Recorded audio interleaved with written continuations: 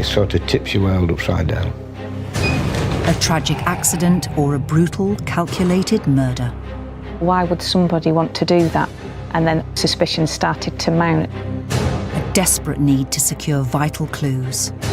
We don't exactly know what's occurred. Without that, we're losing valuable evidence and we're losing time. A fairy tale marriage that was to be tragically cut short.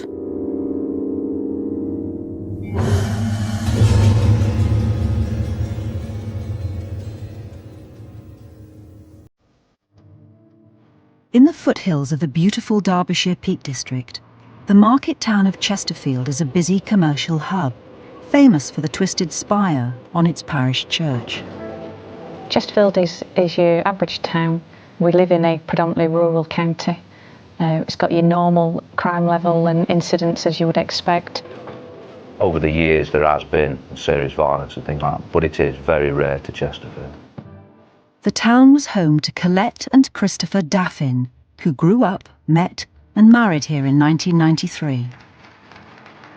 As a family, they was happy to be together, happy in life, happy just as a normal family. But in July 2009, their happy family life was to be shattered forever.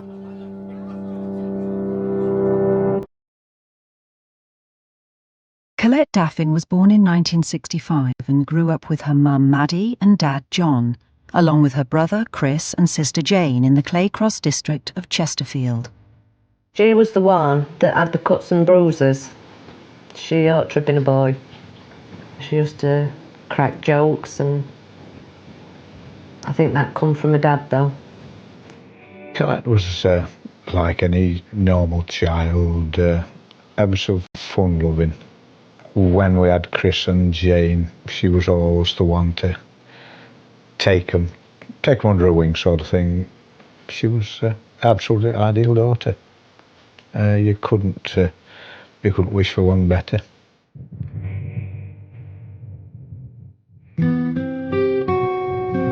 In time, Colette's parents separated and she went to live with her mum and her mum's new partner on Private Drive in the Chesterfield suburb of Hollingwood. In her teenage years, Colette met a boy and became pregnant. The relationship did not last and Colette was left to bring up her newborn son Richard alone. We looked after her, just up to you. Colette was a real natural mother. She was so loving, as mothers are. I think she had the same difficulties as most single mums. Money were a little bit tight, but she did go to work.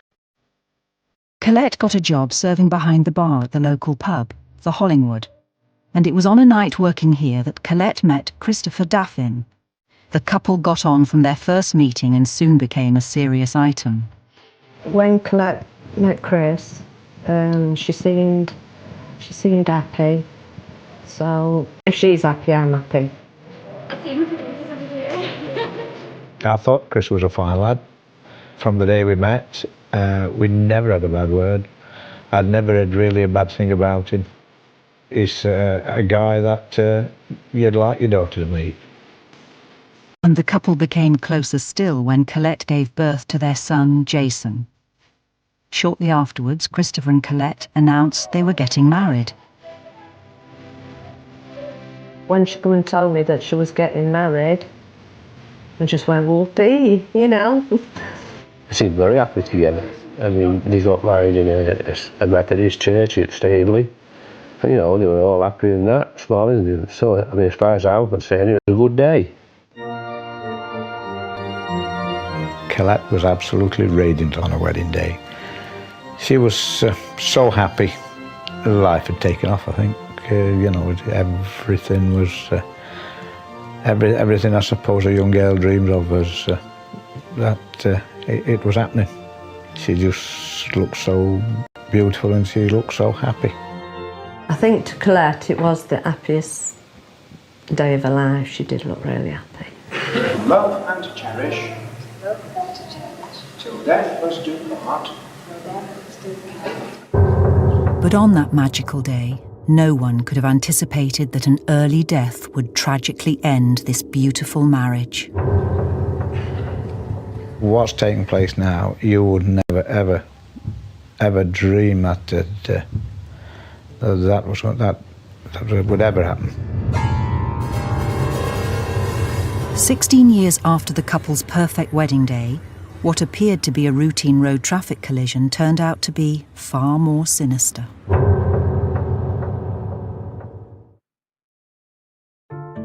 Christopher and Colette Daffin married in the town of Chesterfield in 1993. After 16 years of marriage, Colette was 43 years old.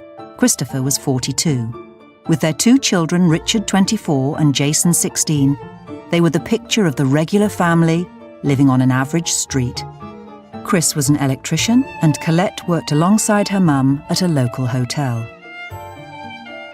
They wanted somebody as a waitress like, and I approached Colette and said, do you want to come and wake up and be with me, you know, on my breakfast shift?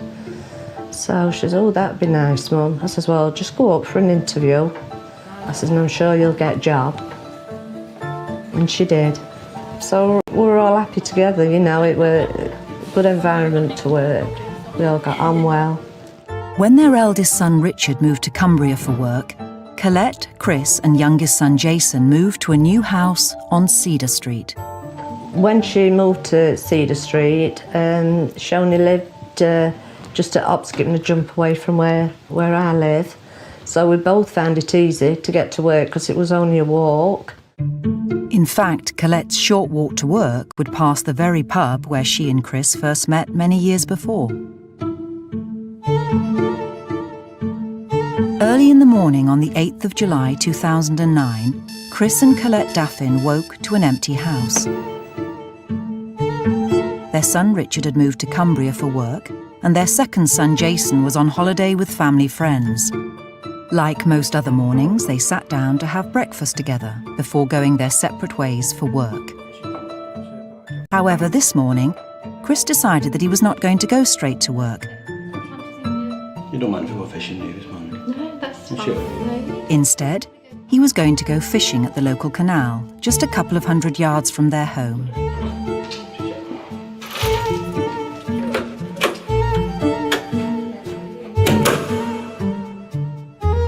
With Chris gone, Colette got herself ready and left for work as a breakfast waitress around the usual time of 5:45 a.m. Her usual route to work was down Cedar Street, along Pine Street, and continuing down Elm Street to the Ringwood Hall Hotel. Around this time, dog walkers noticed a man behaving strangely on Private Drive. Witnesses at that time, a couple of dog walkers had come forward and been identified who walk the dogs same time every day. And they'd identified something really unusual, which was a man hiding in the bushes near the Hollingwood pub wearing a grey hooded jacket and possibly sunglasses. And they'd never seen this man before, and it was unusual for somebody who appeared to be quite furtive, walking away and then going back to the bushes. So his whole demeanour was quite suspicious. As she approached Pine Street, Colette received a phone call. Possibly as a reaction to this call, or distracted by it, Colette didn't turn down Pine Street as usual, but headed towards Private Drive, a slightly longer route to work. I used to go to work a bit before Colette, because with me being supervisor, I'd got a bit first there. So she used to pole in probably about 10-15 minutes later. She was always happy-go-lucky when she come in. She was a bright breakfast up. However, Maddie wasn't at work that day on the 8th of July, as she had booked a day's leave. Colette Daffin never arrived at work that morning either.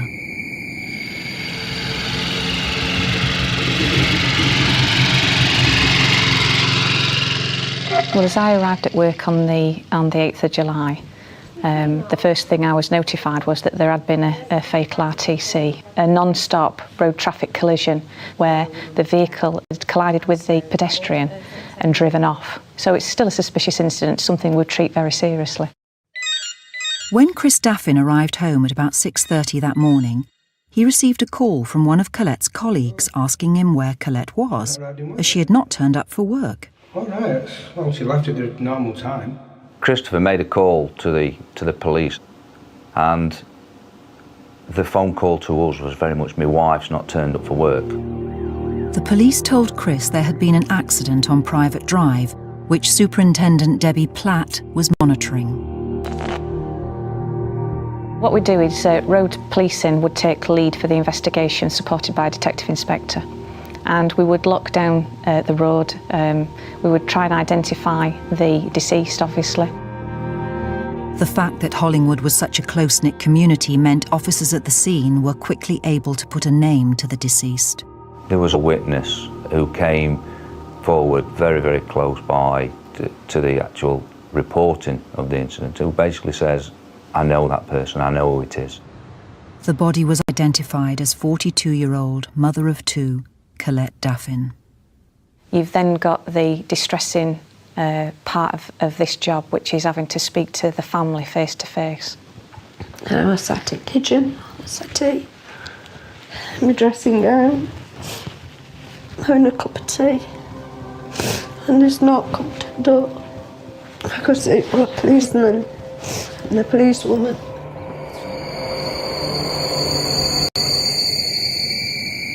And they told me that there'd been an accident.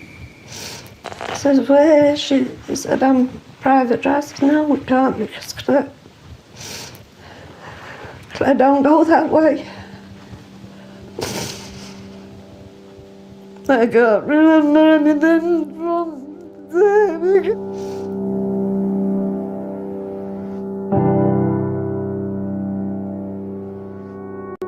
An officer was also dispatched to inform Christopher Daffin that his wife of 16 years was dead.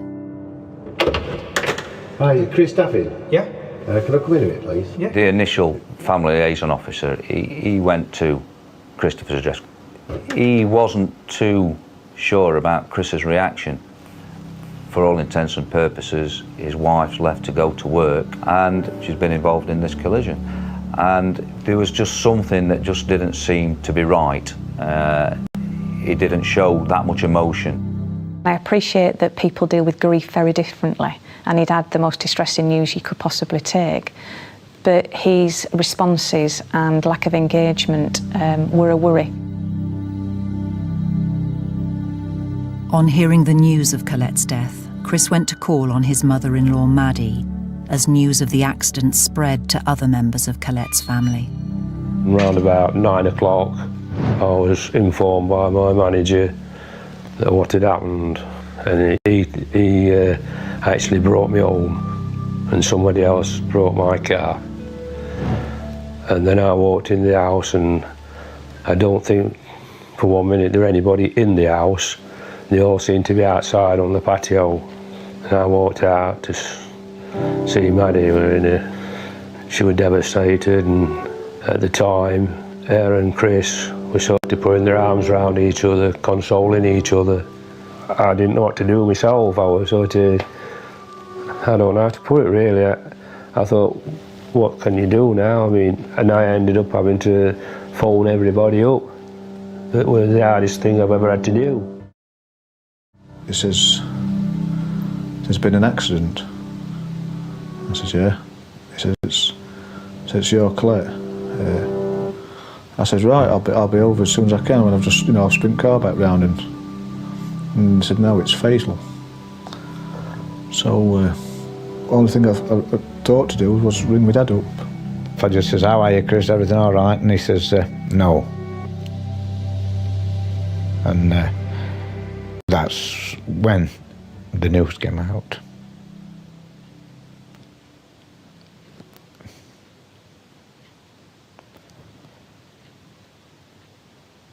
Sorry, but it sort of tips your world upside down.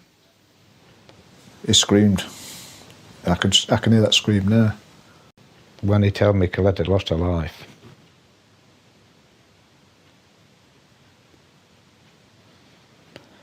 yeah, that's not good. When I found out that it was a hit and run, I thought Chris would be absolutely fuming. absolutely fuming. As well as losing his wife that morning, you know, a few hours ago, we found out it's a run. It's still clear in my mind now as it was over a year ago, and it won't go away. But something I'll have to learn to live with. Detective Inspector Rick Alton was starting to piece together the events surrounding Colette's death. The main thing that I needed to look at is setting off enquiries to actually try and locate the actual vehicle that had been involved in the collision.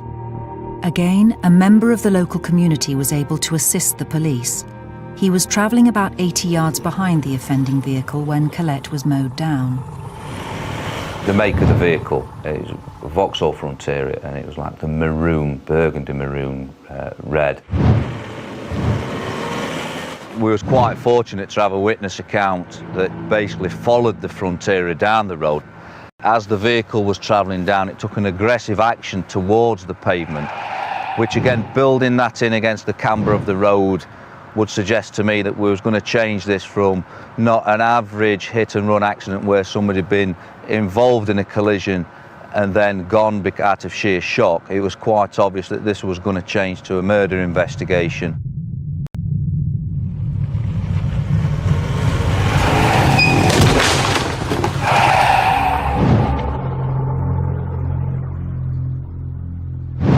Investigations at the scene were also revealing evidence that was to become significant in the inquiry. In the bottom of the hedgerow was part of the registration number L5, and trying to match that with the Vauxhall Frontera, and that gave us quite a significant lead in relation to tracing the vehicle. The police national computer came up with 66 red-coloured Vauxhall Frontera vehicles with a registration starting with L5 in the Greater Chesterfield area. An intelligence officer would obviously identify all of the 66 vehicles, identify the addresses, and then there would be actions to different officers or to different force areas to find out what movements that vehicle's taken. One of the leads detectives followed was that 6 months earlier, a Vauxhall Frontera, matching the exact description of the vehicle that killed Colette, had been repeatedly reported as abandoned around the Clock Tower business centre in Chesterfield.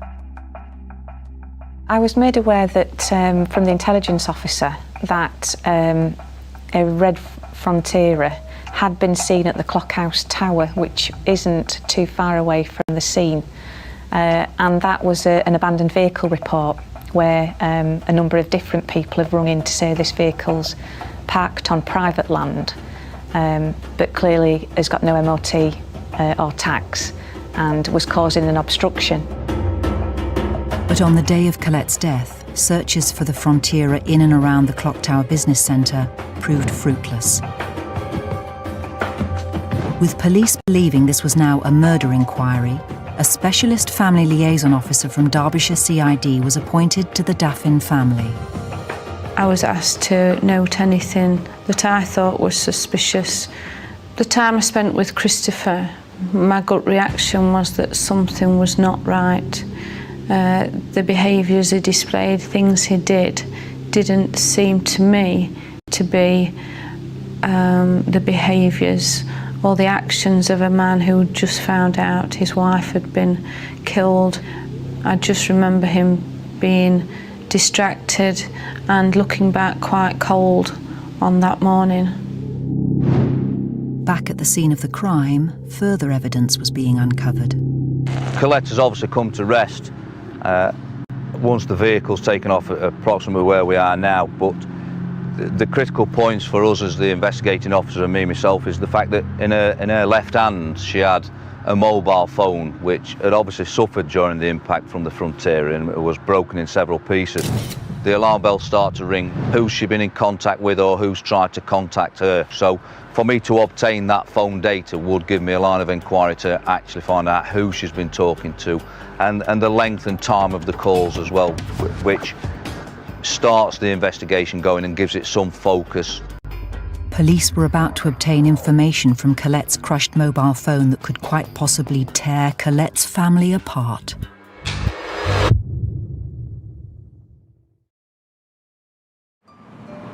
The market town of Chesterfield, lying in the foothills of the Derbyshire Dales, was home to Colette and Christopher Daffin, who married in the town in 1993.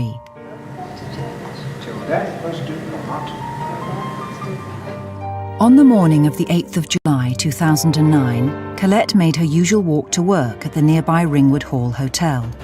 But Colette's journey was cut short at around 6 a.m. that morning, when she was callously run down by a red-coloured 4x4 that failed to stop. Investigations at the scene led police to believe that this was not a road traffic accident, but a murder.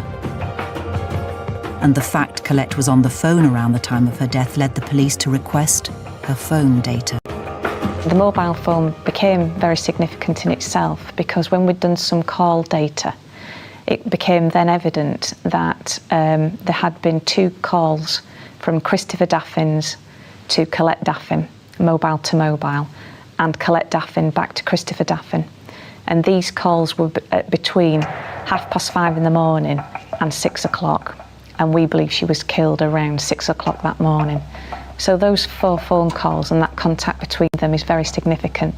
And it was more significant because Christopher Daffin never told us about any of this. However, Christopher Daffin did tell police that as part of his electrical business, he rented storage space at the Clock Tower Business Centre. The same centre where a red Frontera had been spotted abandoned in the months leading up to Colette's death. Information came in that Christopher Daffin had got a lock-up in the Clockhouse Tower. That then became quite critical information for me, and Christopher Daffin's status as a suspect was massively raised. Senior Officer Debbie Platt called Family Liaison Officer Nicola Clark and Detective Constable Dave Portas to the scene, where they were briefed on the latest developments by Detective Inspector Rick Alton. One of the inquiries that I wanted Dave to do when he went to support Nikki is to obviously find Christopher. Twofold: one, to get him away from the family, because I knew which way I think this investigation is now starting to go. And secondly, to obtain his phone. About 20 minutes past 1 on that afternoon, we arrived at Maddie's house, Colette's mum's. But Christopher left. He'd left the house and he'd told them he was going to walk the family dog, and he'd gone home. So our next move obviously was to go to 5 Cedar Street, the marital home of Christopher and Colette Daffin.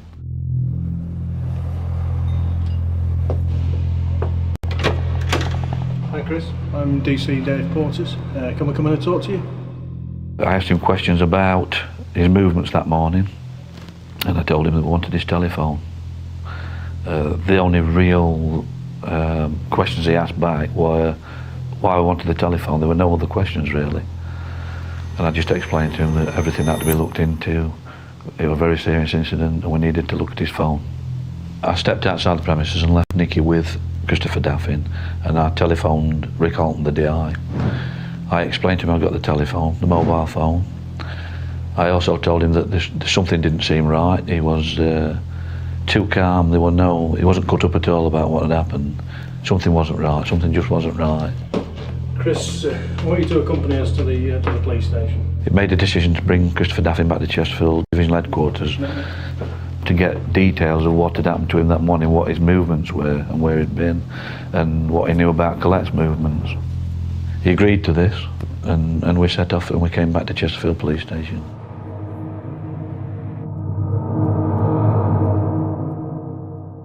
There was concern around how he was behaving with the family liaison officers. There was concern around the vehicle was still outstanding. We still hadn't identified the red Frontera. We knew that Christopher Daffin had got a lock-up at the Clock Tower. We could put an abandoned red Frontera, similar number plate, to the Clockhouse Tower, and we knew that we weren't dealing with a non-stop collision at that point. If a woman dies in this country, the vast percentage die at the hands of a partner or husband. But if this was to prove to be a domestic murder, it was not following the usual pattern of events associated with this type of crime. The issue with domestic homicide, there generally appears to be an escalation of risk before somebody would have called, whether it was a neighbour, whether it was the victim, to report domestic abuse. The unusual factor in this case is that there was no history of domestic abuse reported to the police. On the contrary, descriptions of Colette and Chris Daffin given to the police were of a very happily married couple. And that for me was quite an unusual factor if we were considering him a suspect. Part of me would have anticipated that there would be something there, a motive or something around previous domestic violence within that household, and there didn't appear to be anything. With no previous knowledge of Christopher Daffin, it was vital that police build a picture of who he was and more precisely an account of his movements that morning. Christopher Daffin told me that himself and Collette had slept together that night. They got up in the morning at 5 o'clock. He'd left the house at 5:15 and he was going to go fishing. He said he went to the canal, which is local, only a few hundred yards from where they live really. He said there'd been telephone calls and texts between himself and Collette whilst he was at the canal. Something about an errand, she wanted him to run for bread, and that's as much as he said really. And then following that, he'd got back home and received a telephone call from Colette's boss at work and telling him that she'd not arrived for work. So Christopher said he rang the police.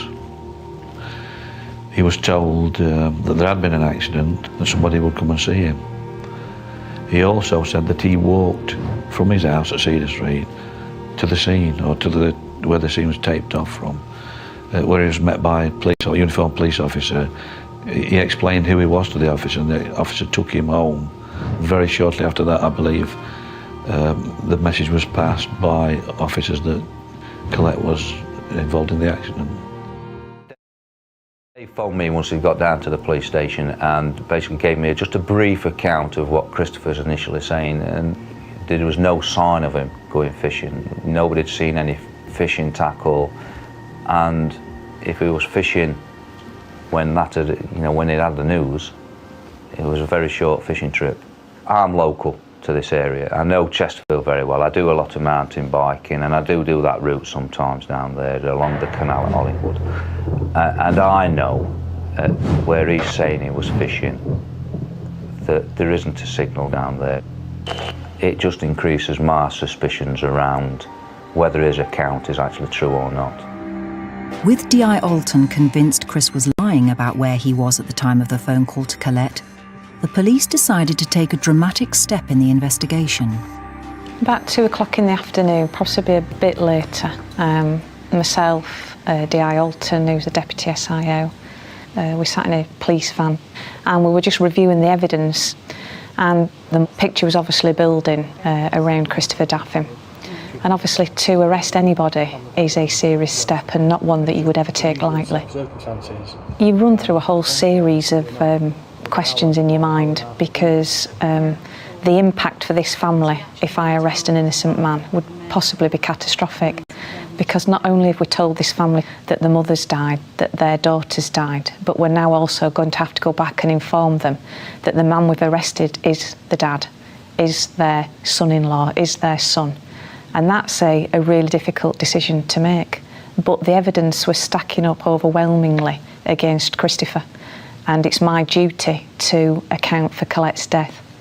And that's when it's the decision, arrest him for the murder.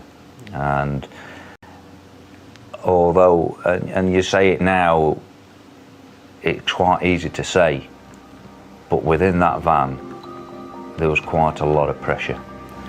Because as soon as we make that decision, not only is it going to focus our investigation in relation to Christopher, what we have to bear in mind as well is that it's going to tear that family, potentially tear that family apart.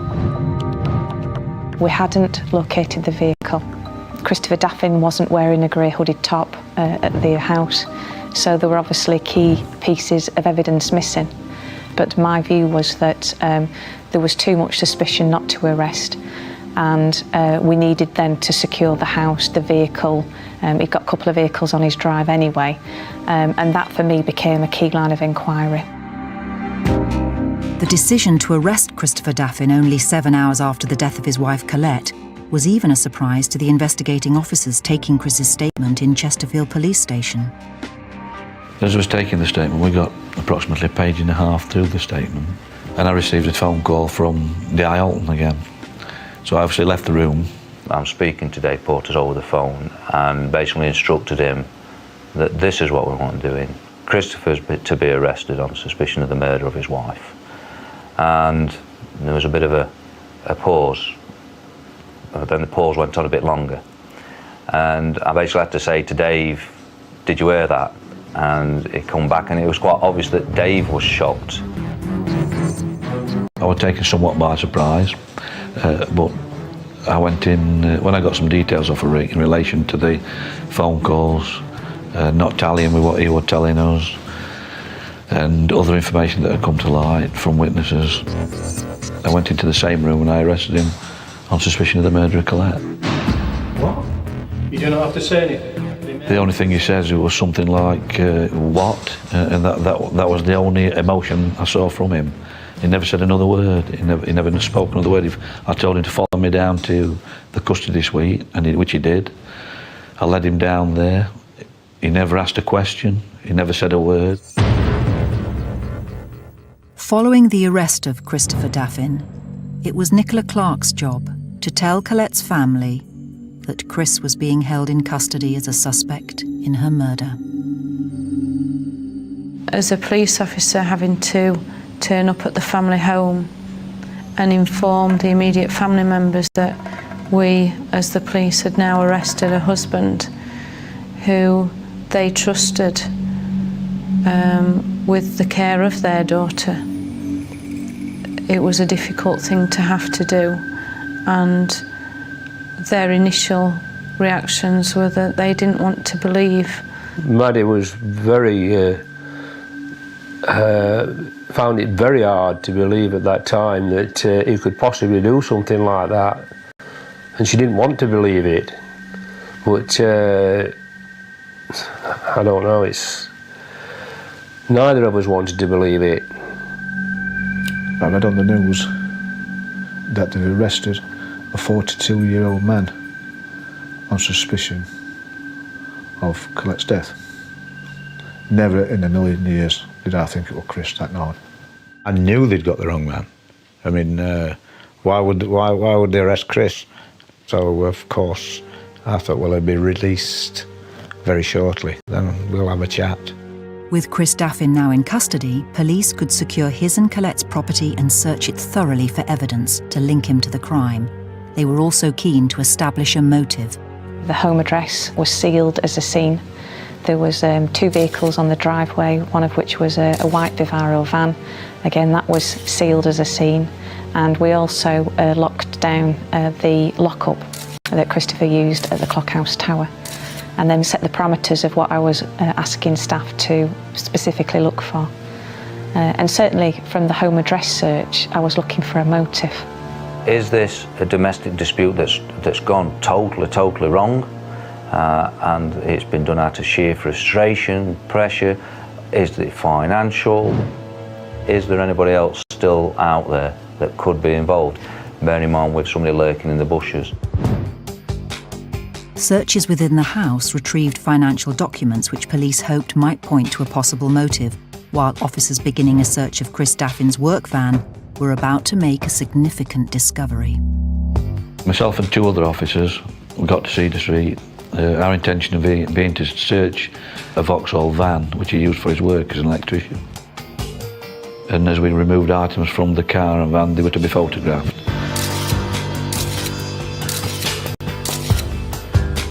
I receive a call from the search team that's responsible for the search of Christopher's van, and with what they told me, it did blow my mind to a certain extent. They've recovered items of clothing which matched the description of the man that was alleged to have been in the hedgerow near to the scene, and also underneath that a V5 document which related to a Vauxhall Frontera with the registration which started with L5.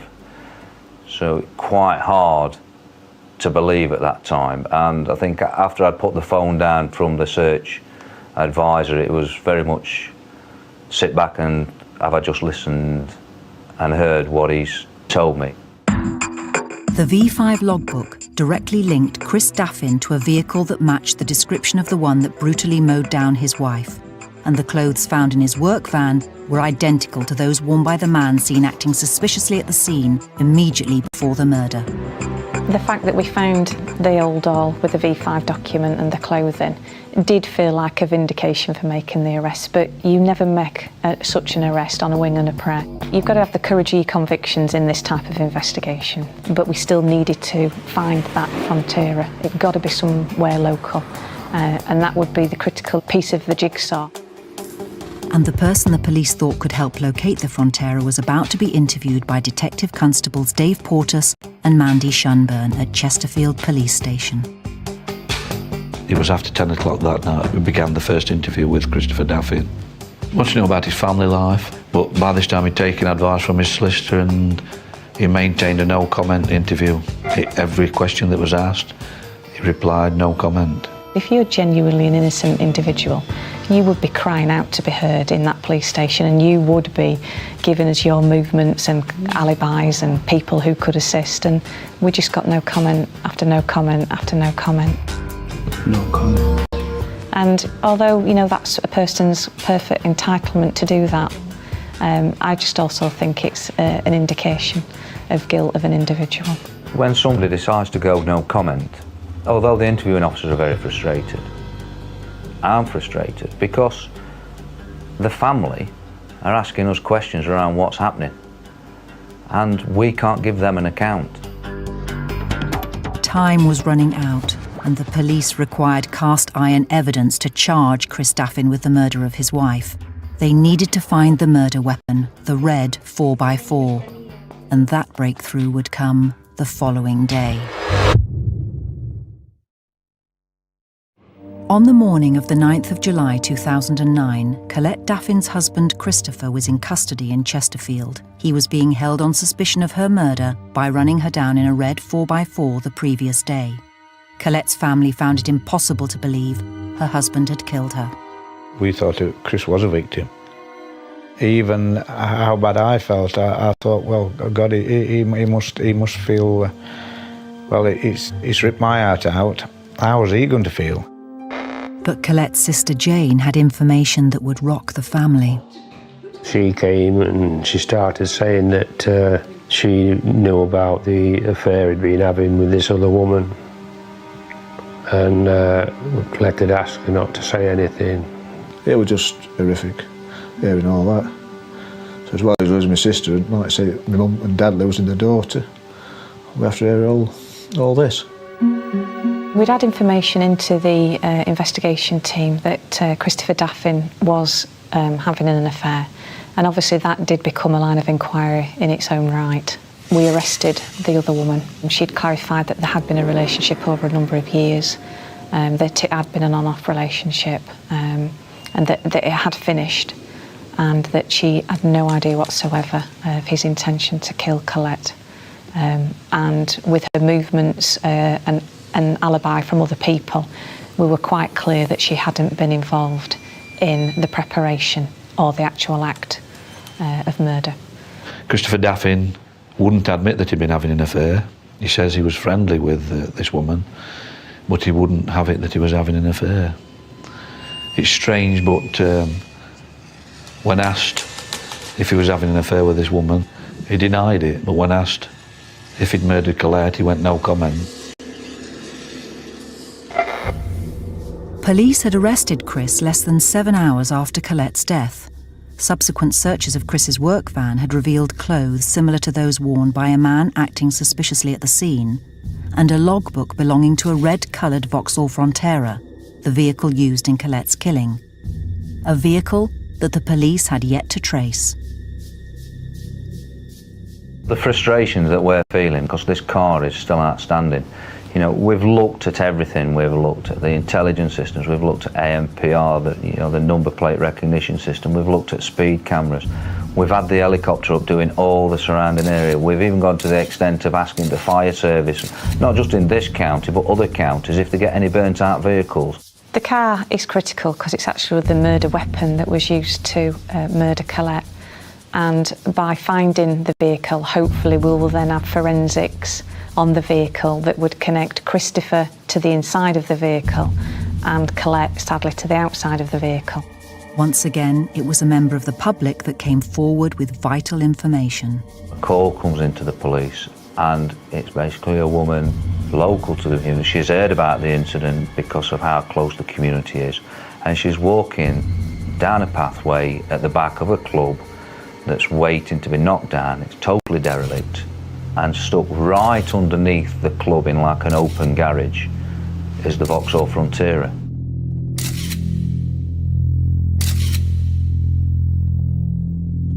So this is what used to be the Trothley Club, and the day after the murder, this is where the Vauxhall Frontera was found. Detectives found petrol and gas canisters in and around the Frontera. They believe it was Chris Daffin's intention to return to the vehicle at an opportune time and, by igniting the canisters, explode both the car and the derelict club, totally destroying any evidence held within it. For us as an investigation team, that would have been quite a critical point for us, because a lot of the evidence that we found from the vehicle would have been lost within the fire and obviously buried under, as you can see, quite a large amount of the rubble. DNA and forensic evidence in and around the Frontera undisputedly linked Chris to the vehicle, even down to the shoes he wore on the day of the murder. The decision to make that early arrest was, in my mind, validated completely, because had we not, we would have lost critical evidence. If Christopher Daffin hadn't been locked up on the 8th, we would potentially have lost the evidence in the white Vivaro van, the grey hooded top, the V5 document, and definitely the Frontera vehicle. So, in terms of justifying that arrest, and feeling that it was the right decision to make at that time, you can look back now and think, it was the right decision to make. So the decision then is made to charge Christopher in relation to the murder. Police submitted their evidence to the Crown Prosecution Service, and just before 1 a.m. on the morning of the 10th of July 2009, less than 48 hours after Colette Daffin's death, her husband, Christopher Daffin, was charged with her murder.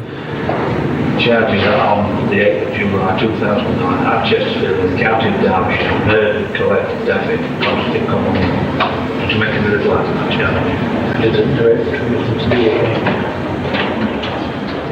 When I heard about all this, I thought I could read people so well. I know he wasn't like that initially. He was happy, but at least it just deteriorated to this stage. Once he's messing about with other women, there's no room for three in the marriage. But detectives were about to uncover the real motive behind Colette's murder. The specialist departments that we have that can look deep into people's finances. Was one of the financial investigators, Mark, with just an A4 piece of paper and shaking it with a great smile on his face and puts it on the desk and says, "Look at that." Well, to me, I basically said, "Well, what am I looking at?"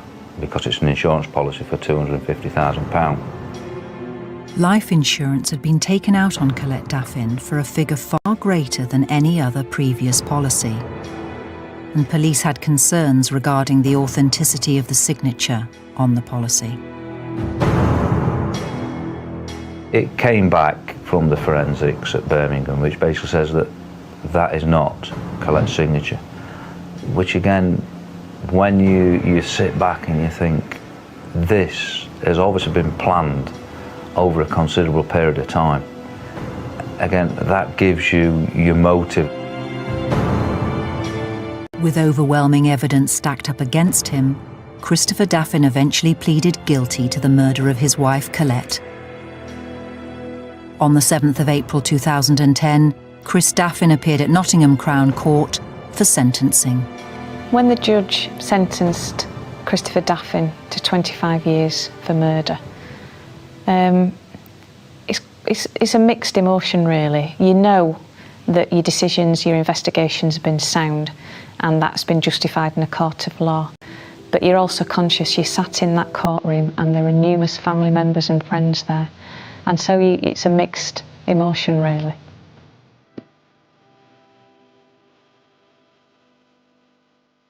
She was my daughter and friend. I rode into her. I just feel lost. Part of me was ripped away. It'll never mend. Nobody knows what it's like for a mother to have to bury a child.